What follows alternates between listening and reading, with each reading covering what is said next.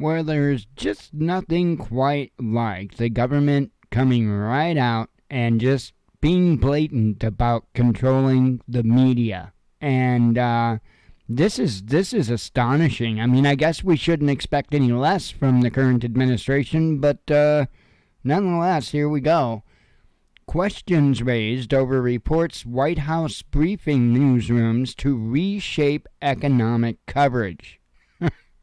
Wow.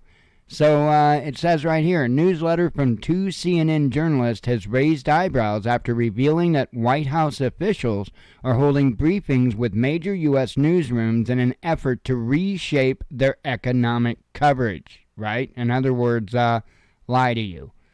On Monday evening, CNN journalists Brian Stelter and Oliver Darcy reported on the White House's quiet strategy to influence coverage. The CNN newsletter notes that the Biden administration is not happy with negative media coverage of how it is handling the economy.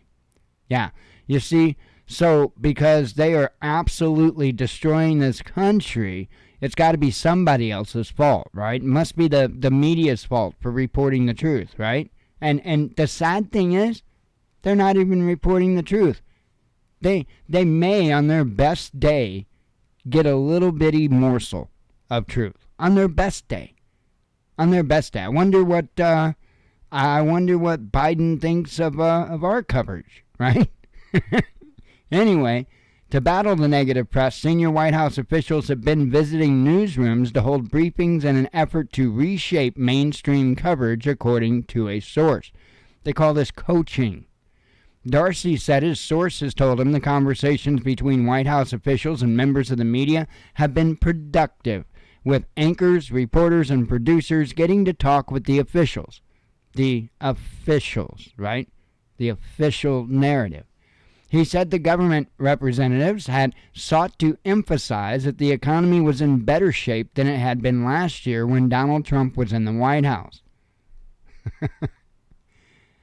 The Biden administration has faced a backlash for months over ballooning prices impacting various industries, with gas prices even averaging over $1 more than last year. Those costs, combined with supply chain issues and record inflation, have created a series of crises that the White House has chalked up to the COVID-19 pandemic and increased demand in the market. The idea of the White House directly influencing news coverage of their own controversies set off alarm bells with pundits on social media.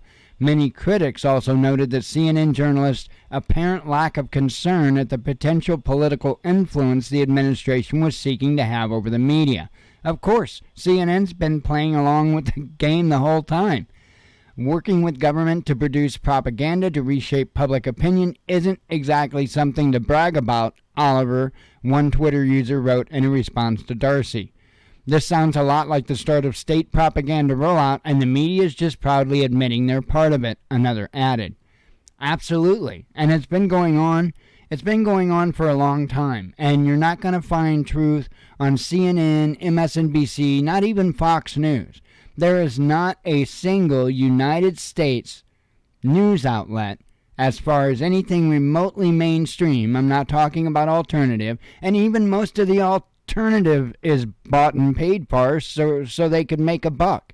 So it is what it is. But it sure is sad. It sure is sad when they can come out and just put this right in front of our faces, and not much of anything's being done about it except people like us talking. Anyway, I sure hope this can get turned around somehow, but I don't see it. I think it's going to get worse and worse, and I think any media that does not buckle down to the demands of the administration are going to be no more. So I think many of our times are limited. Anyway, hope you have a good day. Hope to see you at the live show tonight. Shalom.